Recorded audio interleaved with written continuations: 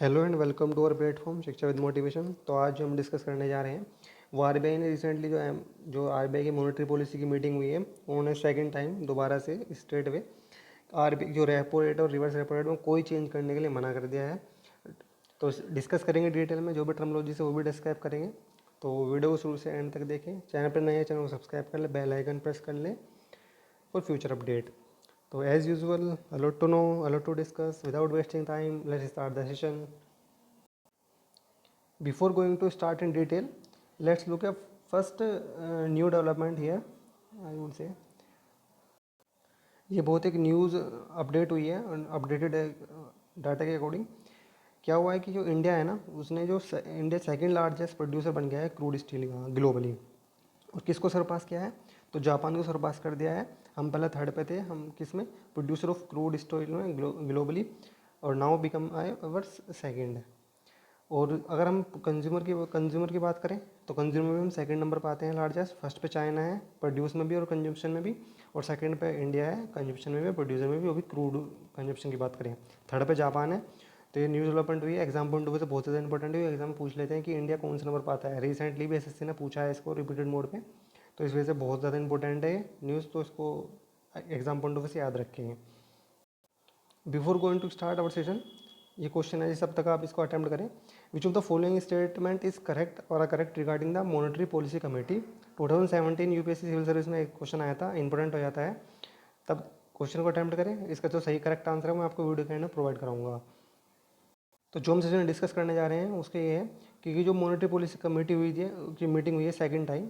अभी first meeting हुई थी, उसमें जो रेट थी वो 6.50% थी, और इस बार भी कोई चेंज ना करते हुए 6.50 ही रखी है आरबीआई ने, कोई चेंजेस नहीं किए हैं। अगर जनवरी 2020 से बात करें तो रेपो रेट जो पहले था स्टार्टिंग में जनवरी में 2022 में, वो 5.15% था। धीरे धीरे फिर कोविड के, जब कोविड हुआ पीक पे 2021 में, उसके बाद देखें तो रेपो रेट जो है 4% पर आ गया था। उसके बाद अब जो करंट में है वो 6.50 है। और जो इन्फ्लेशन को देखते हुए जो करंट में इन्फ्लेशन है 6.21%, तो कोई चेंजेस नहीं किए हैं। और एक्सपेक्ट किया जा रहा है कि 6.5% जो प्रोजेक्टेड है जीडीपी जो ग्रोथ रेट है 2023 और 24 सेशन में, फाइनेंशियल ईयर में, वो एक्सपेक्ट की जा रही है। और अगर जीडीपी ग्रोथ रेट जो प्रोजेक्ट करी गई है, अगर बैक में देखें 2022 में, तो वो 13.1% थी। और ये एक्सपेक्ट किया जा रहा है कि मार्च 2024 तक जो फाइनेंशियल ईयर है उसमें 5.7% हो सकती है। अगर हम इन्फ्लेशन की बात करें तो इंडिया में जो इन्फ्लेशन है वो मेज़र की जाती है सीपीआई पे, मींस कंज्यूमर प्राइस इंडेक्स पे मेज़र की जाती है। क्वेश्चन आ जाता है एग्जाम में कि जो हम इंडिया में मेज़र करते हैं इन्फ्लेशन को किस पे करते हैं, तो हम करते हैं सीपीआई पे, कंज्यूमर प्राइस इंडेक्स पे। अगर हम मार्जिनल लोअर फोरकास्ट देखें तो सीपीआई जो कंज्यूमर प्राइस इंडेक्स है, अगर फाइनेंशियल 2023 के क्वार्टर फर्स्ट में देखें तो 7.28 था। उसके बाद 7.04 हुआ क्वार्टर 2 में, क्वार्टर 3 में हुआ 6.12, और उसके बाद क्वार्टर 4 में जो एक्सपेक्ट किया जा रहा है 6.21। एक्सपेक्ट ये किया जा रहा है कि एंड फाइनेंशियल ईयर 2024 तक जो ये सीपीआई जो इन्फ्लेशन रेट है वो 5.2% तक हो जाएगी। तो उसको रखते हुए ध्यान में कोई चेंजेस नहीं किए हैं आरबीआई ने अपनी रेपो रेट पॉलिसी में। अगर हम एक्सचेंज की बात करें तो करंट में जो वन डॉलर है वो 82.57 रुपीज़ के इक्वल है। अगर यूरो की बात करें तो 88 रुपीज़ है, और जापानीज येन की बात करें तो 59 है। अगर सीआर की बात करें तो 4.50% है, एसएलआर 18% है। रेपो रेट की बात करें 6.50% ही है, कोई चेंजेस नहीं किया है। जो फर्स्ट मीटिंग हुई थी आरबीआई की फाइनेंशियल ईयर में उसमें कोई चेंजेस नहीं किया था, इस बार भी कोई चेंजेस नहीं किया है। अगर हम मार्जिनल स्टैंडिंग फैसिलिटी की बात करें तो 6.75% है। स्टैंडिंग डिपॉजिट फैसिलिटी रेट की बात करें तो 6.25% है।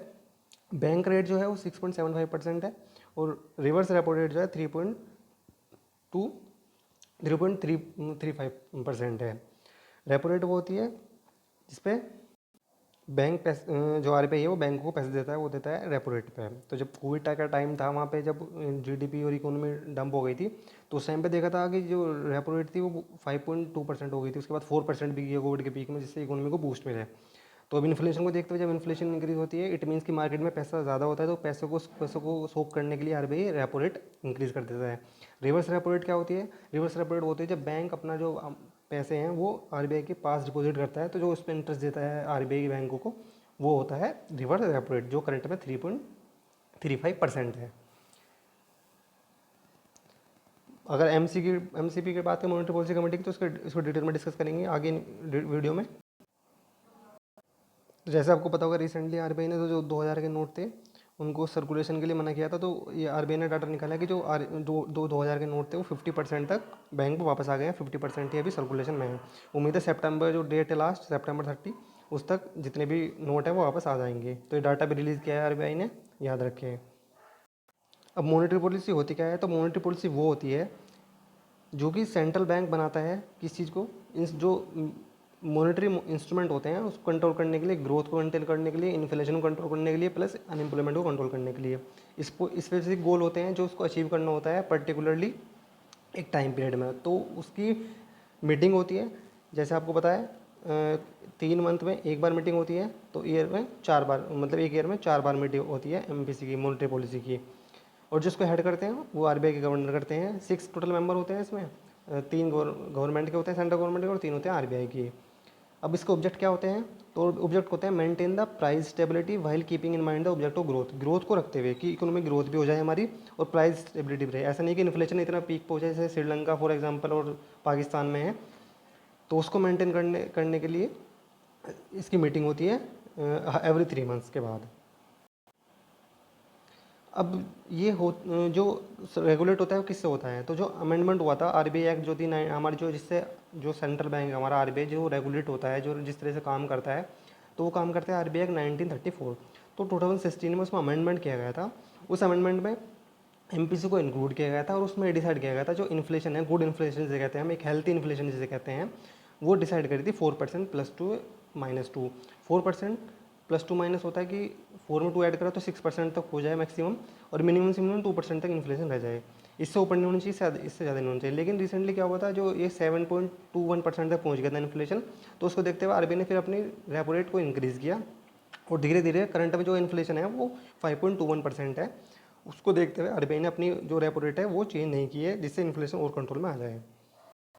तो ये स्ट्रक्चर कैसे, एमपीसी का जो है स्ट्रक्चर कैसे करता है, तो मैंने बताया जैसे 2016 में अमेंडमेंट हुआ था, आरबीआई जो एक्ट है 1934 जिसको एम्पावर करती है, कॉन्स्टिट्यूट करती है। 6 मेंबर कमेटी होती है, 3 इसमें सेंट्रल गवर्नमेंट के होते हैं मेंबर और 3 होते हैं आरबीआई से। एग्जाम में क्वेश्चन बन जाता है कि कितने मेंबर्स होते हैं, 6 मेंबर होते हैं, 3 सेंट्रल गवर्नमेंट के होते हैं, 3 आरबीआई के होते हैं। जो हेड करते हैं इस मीटिंग को वो आरबीआई की जो करंट गवर्नर होते हैं वो हेड करते हैं। जैसे प्रेसिडेंट को कौन है, शक्तिकांता दास है हमारे। तो कौन, अरे ये सेक्शन पूछ लेते हैं कि जो एमपीसी होती है वो कौन से सेक्शन के अंडर कंस्ट्रक्ट किया थी, तो ये होती है जो हमारा आरबीआई एक्ट है 1934 उसका जो सेक्शन है 45 ZB के अंदर इसको कंस्टेंट किया जाता है, ठीक है, कॉन्स्टिट्यूट किया जाता है। और जो डिसीजन होते हैं इसका मॉनेटरी पॉलिसी का, वो सारे बैंक जो होते हैं बाइंडिंग होता है। अब आपने न्यूज़ में सुना होगा रिसेंटली और कभी भी कि बैंक पे फाइन लग जाता है, किसी बैंक 50 करोड़, किसी पे 150 करोड़, है ना, किसी पे 10 करोड़। तो वो बैंक पे फाइन किस लिए लगता है, वो लगता है जब आरबीआई की जो गाइडलाइंस होती हैं या मॉनेटरी पॉलिसी की जो गाइडलाइंस होती है उनको फॉलो नहीं करते हैं, तो फिर वो बैंक जो आरबीआई होता है वो बैंक पे फाइन इंक्लूड कर देता है। तो ये भी याद रखें, इंपॉर्टेंट है एग्जाम पॉइंट ऑफ व्यू से फैक्ट्स। जैसे हिंदी में है तो जैसे हिंदी में कहते हैं मौद्रिक नीति समिति एमपीसी संशोधन हुआ था 2016 में। आरबीआई का अधिनियम जो एक्ट है 1934 की धारा 45 ZB के तहत केंद्र सरकार को 6 सदस्यीय मौद्रिक नीति समिति का गठन करने का अधिकार है। उद्देश्य क्या है इसका, उसके उद्देश्य धारा 401 के अंतर्गत कि मौद्रिक नीति जो समिति है मुद्रास्फीति लक्ष्य को प्राप्त करने के लिए आवश्यक नीति दर पर निर्धारित करेगी। और जो मौद्रिक नीति समिति का निर्णय है बैंक पर बाध्यकारी होगा। जितने भी बैंक इंडिया में सब पे ही बाउंडेड होता है वो डिसीजन मानना। कंपोजिशन की बात करें तो मैंने बताया आरबीआई के जो गवर्नर होते हैं एक्स ऑफिस चेयरमैन में होते हैं एमपीसी के। कौन से सेक्शन में है, तो 45 ZB एग्जाम पॉइंट ऑफ याद रखिए सेक्शन। 6 मेंबर होते हैं। Deputy governor in charge of monetary policy वो भी इंक्लूड होते हैं। An officer of the bank to be nominated by the central board. Central board एक बैंक का ऑफिसर को नॉमिनेट करते हैं, 3 तो हो गए। और 3 पर्सन होते हैं अपॉइंटेड बाय सेंट्रल गवर्नमेंट। तो हिंदी में दिखाया संरचना जो होती है 45 ZB की होती है, 6 सदस्य होते हैं। मौद्रिक नीति के उप प्रभारी उपराज्यपाल आरबीआई गवर्नर पदेन अध्यक्ष के रूप में होते हैं। केंद्रीय बोर्ड के द्वारा नामित बैंक का अधिकारी होता है। केंद्र सरकार के द्वारा नियुक्त किए जाने वाले 3 अन्य व्यक्ति होते हैं।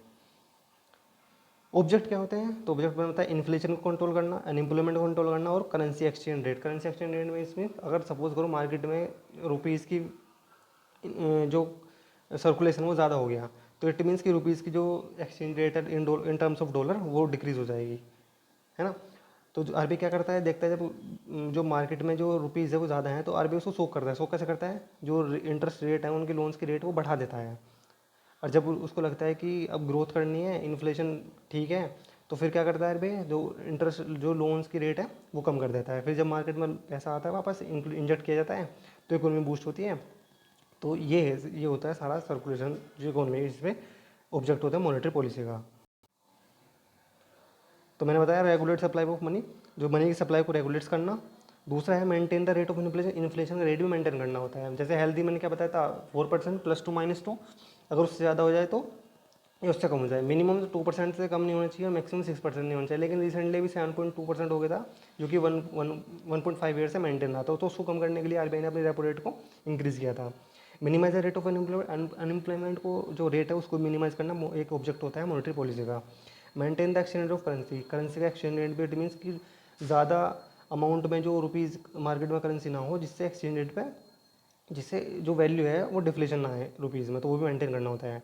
Determine interest rate of short term credit card, तो जो लोन्स होते हैं शॉर्ट टर्म उनके भी क्रेडिट जो इंटरेस्ट है उसको भी मेंटेन करना मॉनेटरी पॉलिसी का एक ऑब्जेक्ट होता है।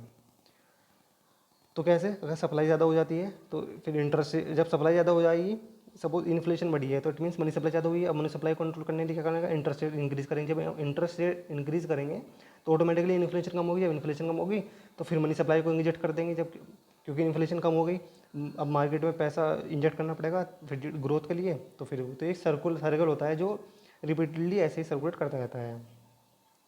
मॉनेटरी पॉलिसी दो टाइप की होती है, एक होती है एक्सपोनेंस्ट, एक होती है कंसिस्टेंसी। हेल्प करती है स्पीड ऑफ द इकोनॉमी और boost the economic growth. It means जैसे पैसा इंजेक्ट किया जाता है एक्सपोनेंस्ट में, और जब इन्फ्लेशन बढ़ जाती है मार्केट में, तो पैसे ज़्यादा हो जाता है, तो उसको सोक करने के लिए आरबीआई क्या करता है, फिर कंसिस्टेंसी जो अप्रोच है मॉनेटरी पॉलिसी को वो अपनाता है, जो स्लो डाउन करने के लिए। अब ये 4 टर्म होती हैं जो आरबीआई अपनी पॉलिसी के अंदर इंक्लूड करता है। जैसे कैलिब्रेटेड जो ट्राइटन होती है वो होती है जब करंट साइकिल रेट को ना कट करना और ऑफ द टेबल रखना, तो वो होती है कैलिब्रेटरी टाइटन। एक होती है एकोमोडेट, एकोमोडेट होती है जब सेंट्रल बैंक प्रिपेयर करता है तो expand the money supply to boost the economy. जब इन्फ्लेशन कम है और ग्रोथ को इंक्रीज़ करना है तो क्या करेगा, तो आरबीआई जो लोन की रेट्स हैं वो कम करेगा, मार्केट मनी इंजेक्ट होगा, तो फिर इसे कहेंगे अकोमोडेट अप्रोच। फिर आता है न्यूट्रल, न्यूट्रल क्या होता है, आइदर कट और इंक्रीज द रेट, या तो कट करेंगे रेपो रेट को या इंक्रीज करेंगे, उसे कहते हैं न्यूट्रल होना। अब प्रेजेंट में क्या हुआ है, हॉवकिस स्टैंस हुआ है। हॉवकिस स्टैंस में क्या होता है, hawkish indicate the central bank is top priority is to keep the inflation low. जब इन्फ्लेशन ज़्यादा हो जाती है, मैंने क्या बताया, हेल्दी इन्फ्लेशन रेट क्या था जो हमने डिसाइड किया था 2016 में, वो किया था हमने 4% +2 या -2। 4% +2 का मतलब है 6% हो जाना। लेकिन जो हमारा जो इन्फ्लेशन रेट था वो रिसेंटली 7.21% पहुँच गया था। तो जब तब उसके बाद से हॉकिश स्टांस अपनाया आरबीआई ने कि हमें पहले इन्फ्लेशन को ही कंट्रोल करना है, उसके बाद हम देखेंगे और चीज़ें, तो उसे बोलते हैं हॉकिश। तो हॉकिश इसलिए बोला है कि जो लास्ट भी चेंज नहीं किया था 6.5%, इस बार 6.5 है, ना कम किया ना ज़्यादा किया, तो इसको हॉकिश स्टांस बोलते हैं, जो करंट में आरबीआई ने लिया है। उन्होंने क्वेश्चन पूछा था आपसे स्टार्टिंग में, तो इसका आंसर है ओनली वो। कैसे है, it decide the RBI bench mark interest है, यस, यह आरबीआई के बेंच मार्क इंटरेस्ट को डिसाइड करता है कंडीशन को देखते हुए, इन्फ्लेशन को देखते हुए। 12 मेंबर कमेटी होती है, बिल्कुल गलत है। जैसे अभी मैंने बताया 6 मेंबर कमेटी होती है। कौन कौन होते हैं, 3 तो गवर्नमेंट के ऑफिशियल होते हैं, 3 आरबीआई के होते हैं, और जो उसके चेयरमैन होते हैं वो आरबीआई के जो गवर्नर होते हैं वो एक्स ऑफिशियल चेयरमैन होते हैं, जो करंट अफेयर्स के गवर्नर होते हैं, जो शक्तिकांत दास हैं। It function under the chairmanship of the union finance minister रोम। ये तो जो चेयरमैन होते हैं इस कमेटी के, ऑटोमेटिकली जो हमारे आरबीआई के गवर्नर होते हैं प्रेजेंट में, वो इसके चेयरमैन होते हैं। अभी एक टाइप ऑफ ऑर्बिट क्वेश्चन था जो रिसेंटली पूछा जा रहा था, तो ये रिवाइज कर लेते हैं। देखिए, अगर पोलर ऑर्बिट की बात करें तो उसकी रेंज जो पूछी जाती है वो 200 से लेकर 1000 किलोमीटर तक होती है। लो अर्थ ऑर्बिट, जहाँ से जितनी भी वेदर की जो सैटेलाइट होती हैं, जो आईएमडी के लिए लॉन्च की जाती है ना वेदर को मेंटेन करने के लिए, तो जितनी भी वो सैटेलाइट लॉन्च होती है वो लो अर्थ ऑर्बिट में लॉन्च होती हैं, जिसकी रेंज होती है 160 किलोमीटर से 1000 किलोमीटर तक। अगर मीडियम लो अर्थ ऑर्बिट की बात करें तो अराउंड होती है 1000 किलोमीटर तक। आपने जियो स्टेशन सैटेलाइट सुना होगा, तो जियो स्टेशन की जो ऑर्बिट होती है उसकी जो रेंज होती है वो होती है 35,800 किलोमीटर, जो रेंज होती है उसे बोलते हैं जियो स्टेशनरी। अगर सन साइक्लोसिस ऑर्बिट की बात करें तो 600 से लेके 800 किलोमीटर की जो रेंज में होती है उसको सन साइक्लोसिस ऑर्बिट बोलते हैं। तो ये इंपॉर्टेंट ऑर्बिट से रेंज पूछ लेते हैं एग्जाम में, रिसेंटली पूछी भी गई है, तो ये 4 रेंजेज एग्जाम में आती हैं स्टेटमेंट के रूप में, तो आप इसको याद रखें। तो ये था हमारा आज का इम्पोर्टेंट सेशन। उम्मीद करता हूँ सेशन पसंद आया तो वीडियो को लाइक शेयर कर दे, चैनल को सब्सक्राइब कर ले, प्लस बेल आइकन प्लस कर ले। Thank you so much for watching, keep supporting us.